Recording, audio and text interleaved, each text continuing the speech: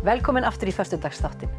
Til mín í sófann eru komin Óli og Alfa, en þau vinna bæði á forvarna- og frístundasviði Akureyrarbæjar. Velkomin. Takk fyrir. Takk. Ég er svo forvitin. Ég las grein þar sem að Vanda Sigurðardóttir, sem veit nú sitt hvað forvarnir og frístundir barna, var að hæla Akureyrarbæ og starfinu hér sem framfer. Getið aðeins sagt mér hvað í gangi? Af hverju gengur svona vel?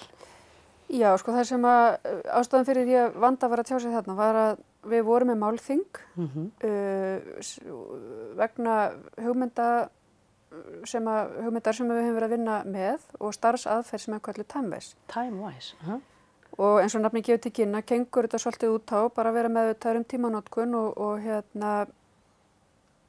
og skoða hvað hindranir eru fyrir því að þú nýtir tímann þinn á uppbyggilegan hátt. Já, að þú farir út í daginn og gerir eitthvað annað en að bara liggja í rúminu, til dæmis. Já, Vanda til dæmis tók það sem dæmi að þó þú hefði gaman að því að, nú ætla ég bara að vera svolítið gróf sko, að drepa fólk þá er það ekki með uppbyggilegt við neitt sko, en þó að það getur verið einhver staðar, einhver áhugi fyrir því, en það er ekki uppbyggilegt. Nei.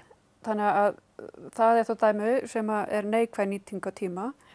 En það er líka mjög margt sem getur haft mjög jákvæð áhrif á tímann þinn. Það er til dæmis að fara út á sparkvöll og eða fara að veiða eða upp í fjall eða hvað það er. Hitta félagana. En stundum bara erum við ekkert að gera þetta. Nei, það er einhver þröskuldur. Það er einhver þröskuldur, það verður leiði, það verður eitthvað rof og það er bara verkefni sem við þurfum að vinna með. Og það hefur við verið að gera undir þessum hatti, TimeWise. Og það er svolítið skemmtileg saga að ég var sérst í meistaranámi í tómstundafræðum hjá Vöndu og við erum þar að skoða TED-fyrirlestur. Já. Og það er í raun og veru, sjáum við þetta fyrst og ég gríp strax þetta með leiðan. Já. Að láta sér leiðast og vera einhvern veginn ekki með hlutverk. Og við ræðum þetta og þá var með mér annar starfsmaður hjá félag sem var með mér í náminu og við tökum þetta strax upp og byrjum að ræða þetta og við Vöndu líka og við ákveðum strax að byrja að gera tilraunir. Og höfum það samband við Lindu Kaldur sem er bandarísk og er upphafskonan að TimeWise, hún er starfsmaður við Penn State í Bandaríkjunum og höfum samband við hann og spyrjum hvort við megum aðeins leika okkur með þessu hugmyndafræði og aðlaga hana þá fyrst að krökkun sem eru að ofnota tölvu. Já. Og það kemur auðvitað, það er leiði eiginlega alltaf. Já. Tengist það, að ofnota tölvu og leiði? Þetta bara kemur svolítið að sjálf. Þið leiðist og veist ekki hvað það gera, ert ekki að gera neitt svona skemmtilegt eða sem dregur það áfram, þá er mjög þægilegt að fara í tölvuna. Og þar einangrastu kannski svolítið mikið. Og þar bara heldur áfram inn í einangrun og slíkt. Þannig að við höfum verið að halda áfram að vinna með þetta svo. Og Óli er náttúrulega búinn að vera svolítið að brasa með þetta í alls konar myndum. Segðu okkur aðeins hvað þú hefur verið að starfa.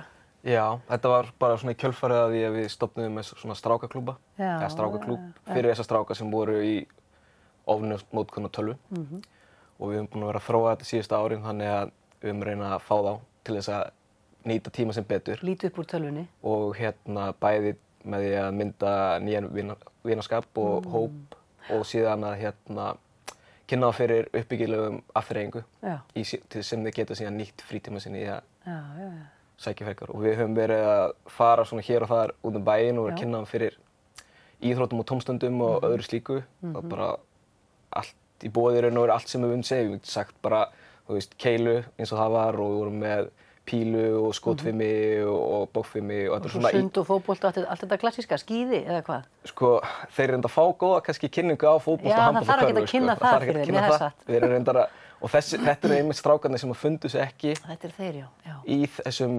kjarnagrunn, þessum vinsælu íþróttum. Nei, einmitt. Og fundu sig ekki þar og þar myndaði kannski þetta gap í tíma sem að þessi venjulegu krakkar eru að nýta frítíma sinni í. Og þannig að við erum að reyna að finna þetta eitthvað nýjan vinkil.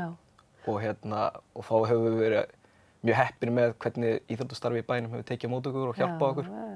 Og hefurðu séð bara svona dæmi það þegar einhver bara, vá, hvað þetta er gaman, þetta ætla ég að gera. Já, algjörlega. En frábært, er það ekki gefandi í starfi? Jú, og það er náttúrulega hluta þessu eins og Alfa segir með TimeWise aðferðafræðina og það er svolítið að reyna að halda þessu á lofti og vinna með, ef við fáum eitthvað áhuga, og vinna með hann frekar og reyna að hjálpa kannski krökkunum að yfirstíga þær hindranir sem að þau lenda í þegar það eru síðan annarkvort félagsfælin eða vanta pening eða eitthvað, þú veist, einhver hindrun á baki þess að þau sé ekki sækja tómstund. Reyna að kortleggja þeirra áhuga og grípa það einhvern veginn, stýra þeim þangað. Frábært. Og það var ráðstefna eða málþing hérna daginn. Já. Og þú saknaðir þess sagði mér áðan að það hefði kannski mátt vera fleiri, meira skólafólk. Já. Úr skólunum. Já. Þetta í rauninni, vorum við ekki að tala það líka á hann, þetta í rauninni nám eitt og svo þetta nám allt annað. Vinnur svo vel saman. Jakob Frímann Þorsteinsson sem starfar á menntavísindasviði og var með erindi á málþinginu líka, hann hefur verið mikið að velta fyrir sér þessum menntakerfum. Já. Ekki þetta, þau eru fleiri en eitt. Já, ekki þetta eina venjulega menntakerfi, heldur menntakerfi, þessi fleiri kerfi og eitt er þessi óformlega menntun. Og við í frístundageiranum sem erum að vinna markvisst, það eru þetta mjög mikil menntun í þessu fólkin. Já. Og við getum tengt inn líka hefðbundna kjarnagreinir inn í þessa óformlega námsaðferðir, eins og til dæmis það að halda ball. Ég meina það er ekkert einfalt verkefni sjálfur sér. Hvað kostar að fá tónlistarmann? Það alls konar hlutir. Hvernig sendu auglýsingarnar, alls kyns í þessu. Já.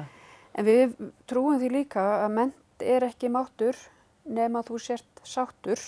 En flott slagur. Ógeðslega flott. En þegar þú ert einhvern veginn að deyja leiðendum inn í þér. Þá tekur ekkert einhverju starffræði hérna alveg bara. Þú ert ekki með starffræði 2A bara og ert hress. Það er ekki þannig. Það þarf einhvern veginn að, og við sjáum það, og svona þessi flóknustu dæmi þar sem að það hægt að mæta, námsáhugin bara einhvern veginn engin. Þá þýðir ekki að berja hausnum við steinin. Þá þarfst að fara að vinna með þessa þætti sem er. Það er ekki verið að vinna til gagns svona. Þá eru önnurs konar menntakerfi sem henta. Og ég held á tímum bara, þeim tímum sem við lifum á með alla þá þekkingu sem við búum yfir í dag einstaklingsmiðanám og ólíkanámsaðferðir og annað í þeim dúr, þá eigum við að opna augun frekar fyrir þessum aðferðum óformlegu námsaðferðum líka. Er þetta framtíðin að þessi tvö menntakerfi, frístunda, forvarna kannski menntakerfið og svo skólakerfið okkar, vinni bara þéttar saman? Er það ekki að gerast smám saman? Ég bara, Þurfti þetta ekki bara að vera hérna alveg? Þetta er mín hjartans samfæring. Já. Algjörlega, og við höfum verið að stíga þessi skref og það er margt jákvætt sem hefur komið út og ég hef alveg tilfinningu fyrir því að við eigum bara eftir að fara lengra í þessu átt. Nú finnst mér einhvern veginn bara að blasa við þetta þurfa að vera svona. Já. Annað er eiginlega bara asnalegt. Sjáðu til dæmis eins og við höfum búin að ræða í mörg ár svona blöndu á milli tómstunda og frístunda og skólastarfs. Þannig að vinnudagurinn sé búinn hjá klukkan 4. Af hverju getum við ekki verið með svona forvarna félagsmálaráðgjafa þar inni, þeir koma inn og eru með upprætt í skólastarfi milli 11 og 12 eða eitthvað slíkt. Þar með að búa klára ákveðna hluti. Já, einmitt. Skólinn lengist aðeins fram á daginn. Við vitum það að takturinn á krökkunum er allavega, þau eru ekkert alltaf bara með eirð í sér þegar þau eru búin að sitja frá 8 til 11 kannski. Einmitt. Uppbrot væri bara sennilega þakklátt. Já, en ég held að við höfum hort of ferkantað á þetta. Við höfum alltaf hort á íþróttafélögin sem einu leiðina. Því við erum alltaf að tala um íþróttaskóla og íþróttir, en börn hafa áhuga á svo mörg. Forvarna félagsmálaráðgjafar sem eru með uppeldismenntun, þau hafa líka útiveru, útivist og leiki og geta stuðlað alls konar hreyfingu og öðru slíku. Þau geta farið í fótbolta og gert alls konar.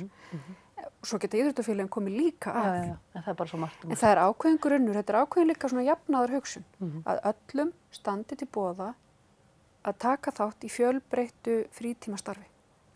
Þetta eru frábær lokaorð, er það ekki?